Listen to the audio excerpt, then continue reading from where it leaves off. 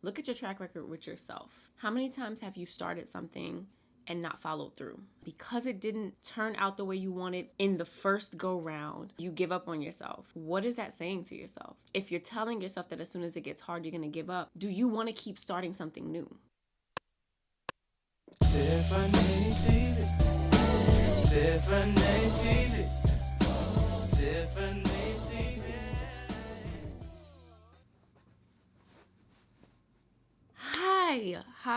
Hi. I am so happy to be back. Let's first start with our drink of the day, my chai tea by Yogi. I have it with oat milk, and I'm also using a non-dairy evaporated milk to make it really thick and creamy. I added some vanilla and some cinnamon. It's really good. So just to catch you up, I've been gone for 2 weeks. My hard drive with all of my footage of my previously filmed YouTube videos crashed. It's okay. Mercury retrograde is retrograding, doing my best not to lose my shit. Also, I think I said in one of my previous videos that I was going to start one of my hobbies, my passion hobbies, by the end of July. I did that. I just wanted to check back in. I started to learn the keyboard. My husband got me a keyboard, surprised me, and that really pushed me to start. Hence, no nails. I am now learning the keyboard, so you know, I'm a music girl or whatever. I'm looking around at the way that I've changed so many parts of my life, what qualities and what things I had to do in order to get to this place, because I really was in a dark mental space a couple months ago. What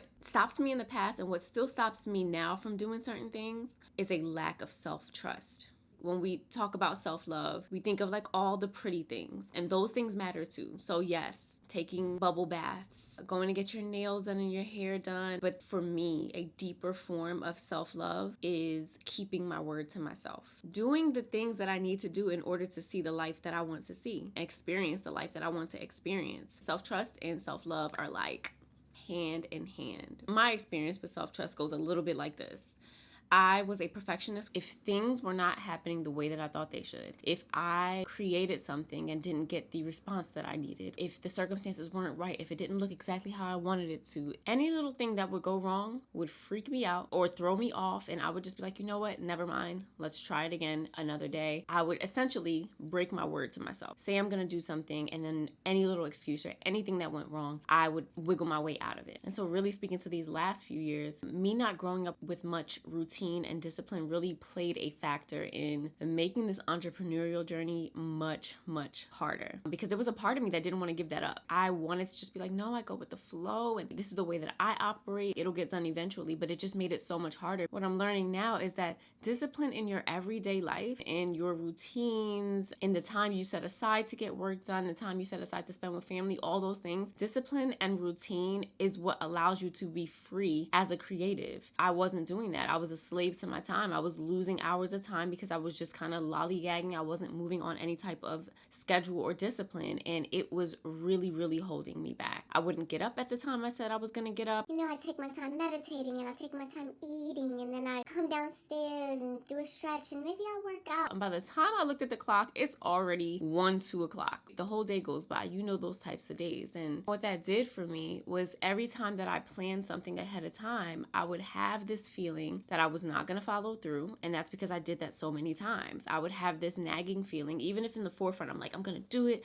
I'm excited about the day. Over time, this quitting because of perfectionism, this lack of discipline and not showing up for myself and wasting my time, that ruined my relationship with myself. I was unable to trust myself. And if I can't trust myself and I can't show up for me, I'm not showing up for anybody. Not fully, at least. Not on a full cup. Not happily, and not as my best self. So eventually, I just completely stopped trusting myself. I was trying to push forward, but I always had this voice in the back of my mind like, you didn't do it before. You keep starting and you keep giving up. Let's see how long. I was really my own worst enemy. And this is what lack of self-trust does for you. You have to think about it in a way that you would think about with any other person.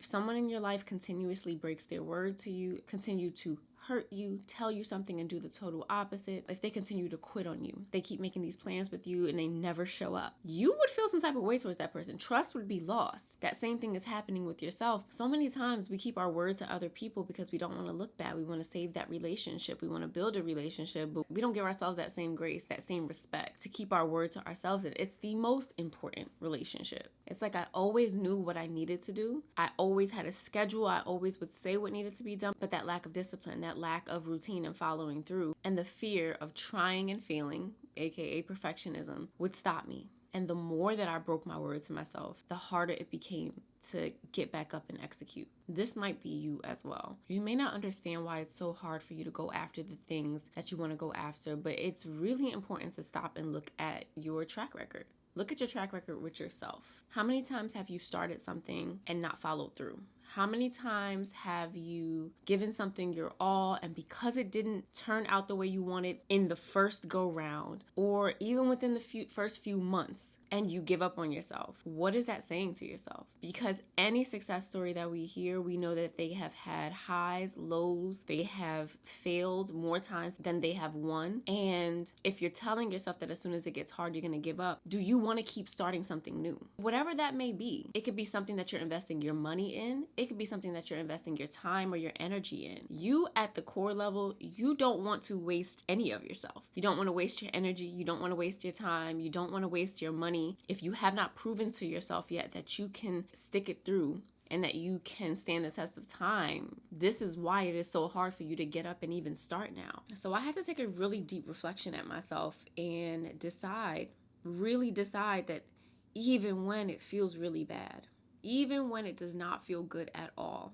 when I'm not seeing the results that I want to see, I need to be very, very sure about whatever it is that I'm starting. I have to have a deeper purpose and reason for doing this thing than people's responses, than monetary value, how it looks outwardly. It has to mean something so deep to me that even when it's not at its fullest, that even when the money isn't rolling in and the accolades aren't rolling in, that I can see it through. One of the first things that I had been trying to work on for years was waking up at 5:30. I had been wanting to do that for years. I would do it for a day or two, and then the third day would come and I'd be like, I could sleep in a little longer and then just meditate when I wake up. Like, what's the big deal? Especially in these last almost 3 years of having a child. If I wait until 7:30, 8, when he is getting up, it's a different ballpark in my home.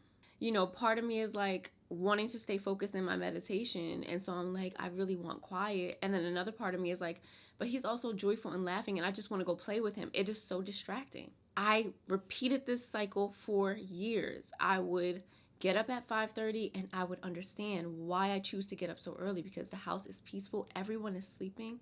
I make my tea. I meditate. I can even work out.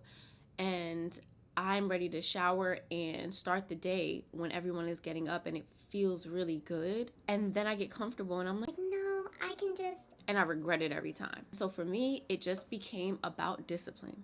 Just get up, get out of the bed, and do this for a 30-day period to see, how does this add to your life? How does this make you feel differently? That was one of the best things that I've ever done, because now I've seen the benefits of getting up that early. Only after doing it for a long period of time did I realize how much calmer I was, how much more organized I felt, how much more time I actually had, and how much more energy I actually had in the long run in that 30-day commitment. If you write it down, if you commit to it, unless you are physically unable to do it, unless your gut is absolutely telling you this is not the thing, stick to it. See it through. A little tip is, if this is something you have been revisiting for years, for months, if you keep coming back to it, stick it through for these 30 days, make it a habit, and see how much better you feel at the end of these 30 days. It is easier said than done. With life's responsibilities, with work, with children, with spouses, and just emotions and hormones and being a human being,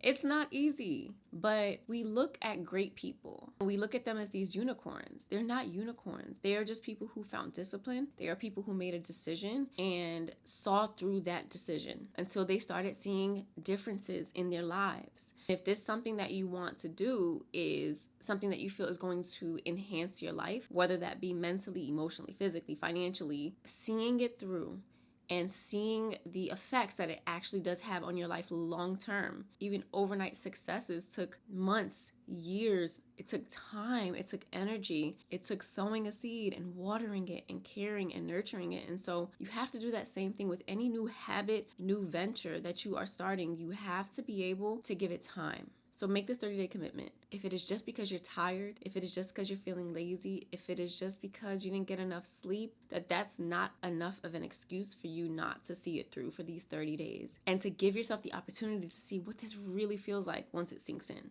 I feel like we often hear people say treat others the way that you want to be treated, but I'm going to turn that around and say treat yourself the way that you expect others to treat you. For example, for years, I would get so mad at my husband, at my friends, if they said one thing to me and did not keep their word. If they broke a promise to me, I would get so mad and I would expect so much of them. And I couldn't understand, like, how could you say this one thing and then not do it? Like, didn't make sense to me. But I was allowing myself to do that for years. Thinking of it in this way, treat yourself the way that you would expect someone to treat you. Keep your word to yourself. Be kind to yourself. Give yourself grace in these moments. And give yourself supportive words in those hard moments. I also loved surprises. I love when my husband surprises me with flowers or a date or something like that. And I was doing absolutely none of that for myself. I wasn't keeping my word to myself. I wasn't just buying myself flowers just because. I wasn't just taking myself out to self-care dates. And while I'm still working on that, I'm aware now that my self-love and my self-trust comes from pouring into myself before expecting it from someone outside of me.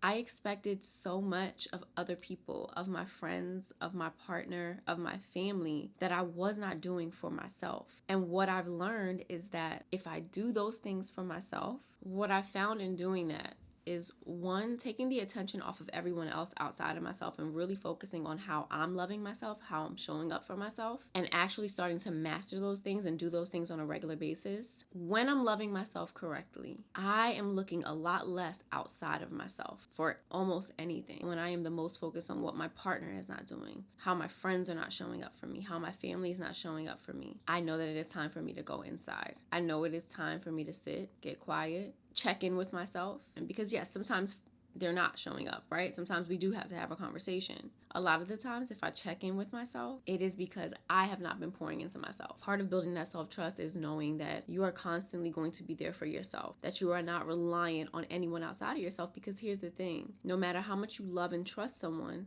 they may have a bad day. Maybe they don't have the capacity to be there for you. It is your job to be here for yourself and make sure you're taken care of. I'm pointing the finger outward. Am I doing these things for myself? It's a huge question to ask, but it is a great question to ask anytime that you are feeling overly frustrated with anyone outside of yourself, giving yourself back that power. 3, I think we talk about this all the time, boundaries. Protecting your energy and your space and making sure that people understand what you need. At least it is for me. I'm an empath, so setting boundaries and making sure that people around me understand that and respect my boundaries are important. And it's also important because I love community. I love my friends, I love my family, I love my spouse, but I have to have boundaries in place in order to have healthy connection and in order to protect myself. And so setting these boundaries, when we talk in reference to self-trust, is knowing that you are able to speak up for yourself, knowing that no one is going to come into your space and disrespect you, trusting that you are going to set those boundaries for yourself, and trusting that you're going to speak up for yourself. This is especially important if you are someone who has not always done that. If you have been a person that has allowed people to walk over you, it's hard when you've been in relationships like that for a long time. And a lot of times, if you come from a family that has made you feel that way, you usually get into relationships and friendships that reflect that. And so I think we talked about this in our last video of taking your power back, having to do that work internally to recognize those patterns and to believe in yourself, to learn yourself, and to see how you want to show up in the world. And then setting those boundaries according to what you want to see in your life and what you don't want to see. I think this is a great place to plug that video. Taking your power back, following those steps is feeding into feeling that self-trust. And I see a lot of people stuck in a certain way because they can't set boundaries with people they love the most. So I'm currently reading Set Boundaries, Find Peace by Nidra Glover Tawwab. She said, setting boundaries might feel like to other people that you are severing a relationship, when in fact, setting boundaries is because you love that person and you want to keep them in your life. You don't want to cut them out, but you want those boundaries so that you have that healthy connection and that healthy relationship. So I think that's a beautiful way to look at it, a beautiful way to show up for yourself and protect yourself. And last but not least, please spend your time alone. Know that no matter what, you are okay. Everything's fleeting. Understanding that you can exist on your own. You can be happy on your own. You can bring yourself joy, that you don't need an outside person to bring you joy. Anyone in your life should add to the joy that you have. And I didn't understand this for a very long time. And I didn't see many people operating in that. I've witnessed a lot of codependent relationships. I've witnessed a lot of unhealthy attachment. And then I witnessed unhealthy detachment. Understanding that relationships in your life are supposed to add to your life. They don't make you. They don't make you happy. They don't make you sad. You allow that into your life. You know, speaking from experience, speaking from someone who came from being very codependent, I placed my happiness outside of myself, into my relationships, into friendships. And when those things fell apart, I fell apart. And so to now be in a space, it took me time to learn to be alone. And I started taking myself on movie dates and on dinner dates. And then I started loving my alone time. And I enjoy my time with other people even more now because I'm not relying on it. I want to be there. Finding that power in yourself to just enjoy being with you, that strength to know I want this person to be here, I want my partner to be here, and I want my friends to be here, but I don't need you to be here in order to be happy and to be full. This is a major step in our self-actualization. It is everything that I stand for. I just want to see us reach our highest possible selves. Building this part with yourself is going to take time. See it through, because this is a huge catalyst to all the beautiful things that you want to see in your life. In order to show up full in a relationship, in order to start that new hobby or that new business, and to have the confidence to keep moving forward, having self-trust is so important. I thank you for joining me today. I thank you for sticking with me through the break. If you like this video, please give it a thumbs up. Make sure that you subscribe and you turn on notifications so that you don't miss any uploads. We are growing together. We are realizing our best and highest selves. I'm so happy to have you here. And until next time, keep living in love, in light, and in your truth. Mwah. Bye. Monday, tune in on Tuesday, tune in on Wednesday.